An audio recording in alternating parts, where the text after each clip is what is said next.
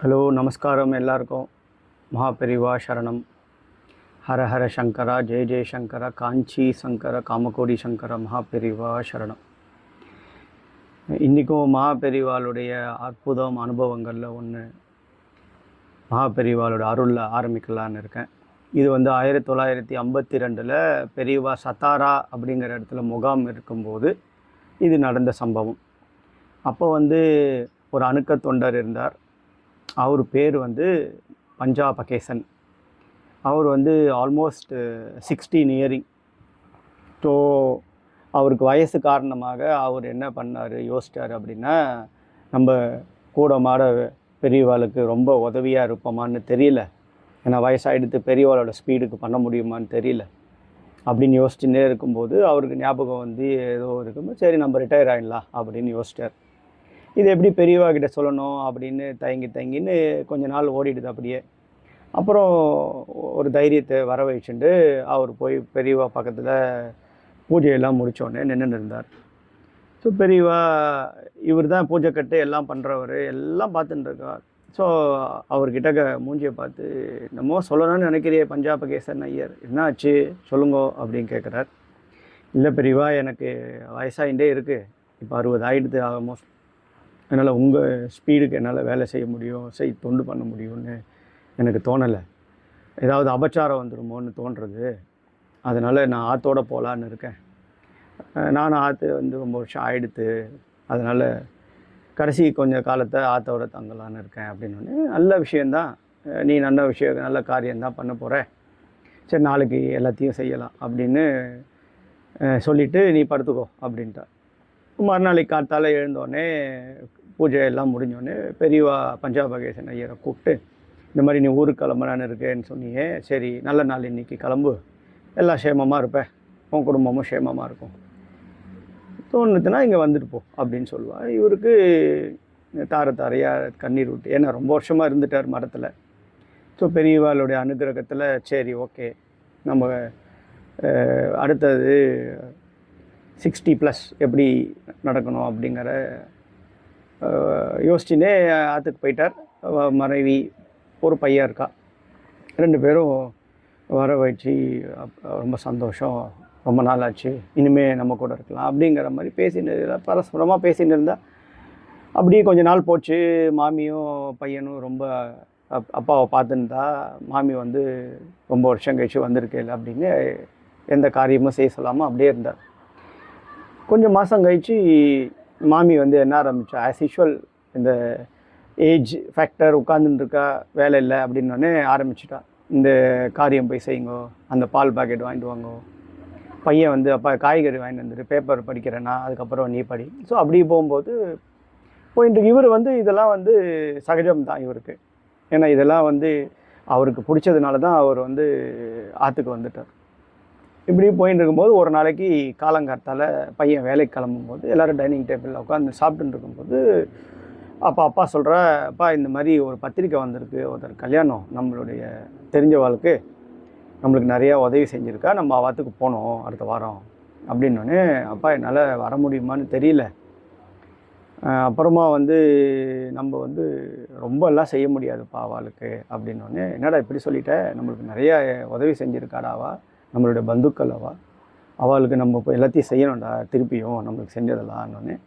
ஏன்ப்பா இப்போ நான் மட்டும்தான் சம்பாதிக்கிறேன், என் சம்பாதியத்தில் இவ்வளோ தான் வருதுன்னு உனக்கும் தெரியும், இதை வச்சுன்னு நம்ம என்ன பண்ண முடியுமோ அவ்வளோ தான் செய்ய முடியும்ப்பா அப்படின்னு சொல்கிறார் அந்த பையன். சொல்கிறான் திருப்பியும் அவள் அப்பா என்னடா இப்படி சொல்லிட்ட, நம்ம ஏதாவது பண்ணோண்டா, அவளுக்கு நம்மளுக்கு செஞ்சுருக்கா உதவி நிறையா வந்திருக்கா, நம்ம செய்யணும் திருப்பியும் அப்படின்னுங்கும்போது பையன் ஆஸ் யூஷுவல் யங் பிளட், ஏப்பா நான் மட்டும்தானப்பா வேலைக்கு போயின்னு இருக்கேன், நீ மடத்துலேருந்து தான் வந்திருக்க, ஆஃபீஸ் உத்தியோகம் பார்த்துருந்தேன்னா கவர்மெண்ட் ஆஃபீஸில் இருந்தால் உனக்கு பென்ஷன் கிடைக்கும், நீ நம்ம சங்கர மடத்தில் தானே இருந்த அப்படின்னோடனே இவருக்கு ரொம்ப கோவம் வந்துடுது. என்னடா சொன்னேன், மகாபெரிவா கிட்ட இருக்கிறதுக்கு ஆளாளுக்கு போட்டி போட்டுன்னு இருக்கா, எனக்கு அந்த ஒரு பெரிய மகானுபாவனுக்கு பக்கத்தில் இருந்து அணுக்க தொண்டராக இருந்திருக்கேன், நீ என்ன இப்படிலாம் பேசுகிற அப்படி இப்படின்னோடனே அவன் அம்மா குறுக்கில் சரி விடுங்க, அவன் ஆஃபீஸ் போகிற இதில் பேசியிருக்கான், நீங்கள் ஒன்றும் தப்பான நீங்கள் போய் ஒரு வாக்கிங் போயிட்டு வாங்க அப்படின்னு 2 பேரும் கிளம்பி போயிடுவா. மாமி கிட்டக்க அவர் புலம்பின்னு இருப்பார், அதுக்கு அம்மா கிளம்பிடுவார். அப்புறம் கொஞ்ச நாள் கழிச்சு இந்த பையனுக்கு வந்து ஒரு வேலை விஷயமா காஞ்சிபுரம் போனோன்னு வந்து சரின்னு இவனும் எல்லாத்தையும் பிளான் பண்ணிவிட்டு புக்கெல்லாம் பண்ணிவிட்டு மறுநாளைக்கு காஞ்சிபுரம் அன்றைக்கி போவான். மறுநாளைக்கு வேலையை எல்லாத்தையும் முடிச்சுட்டு எல்லா வேலையும் முடிஞ்சிடும், சீக்கிரமாகவே முடிஞ்சிடும். இவர் நினச்ச டயத்தோடு சீக்கிரம் முடிஞ்சிடும். ஸோ சரி அவருக்கு யோசிக்கணும், நம்ம அப்பா இருந்த காஞ்சிபுரத்துக்கு பெரியவா வந்திருக்கா இப்போ திருப்பியும், அதனால் போயிட்டு நமஸ்காரம் பண்ணிவிட்டு நம்ம ஆசீர்வாதம் வாங்கிக்கலான்னு போவா. அப்படி அவர் போகும்போது ரொம்ப கூட்டம்.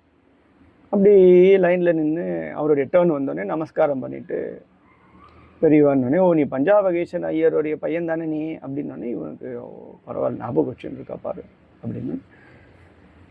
எல்லாம் பஞ்சாபகேசன் எப்படி இருக்கா, அவங்க அம்மா எப்படி இருக்கா, எல்லாம் க்ஷேமமாக இருக்கா எல்லாம் கேட்டுட்டு, அப்புறம் உனக்கு ஒன்று சொல்லணும், இங்கே உங்கள் அப்பா வந்து ரொம்ப நன்னா வேலை செஞ்சா, அவர் மாதிரி பூஜைக்கட்டில் வேலை செய்யணும், எல்லாம் பார்த்து பார்த்து செய்வா. அவர் நம்ம மரத்துலேருந்து கிளம்பும்போது எங்களால் ஒன்றும் பண்ண முடியல. இதே இவர் வந்து கவர்மெண்ட் ஆஃபீஸ்லலாம் இருந்திருந்தாருன்னா இப்போ 60 ரிட்டையர்மெண்ட் ஆனதுக்கு அவருக்கு பென்ஷன்லாம் கிடச்சிருக்கோம்.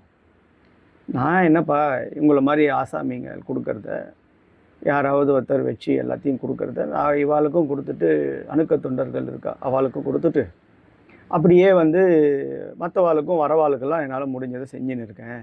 மரத்துக்கு என்ன வருதோ அதானே செய்ய முடியும் அப்படின்னோடனே இவனுக்கு சாட்டை அடி மாதிரி அடிக்குது. என்னடா நம்ம எங்கேயோ என்னைக்கோ பேசினோம் பென்ஷன் பற்றி, இப்போ சொல்கிறாளே பெரியவா அப்படின்னோடனே இவனுக்கு வேலை வெளுத்து போச்சு.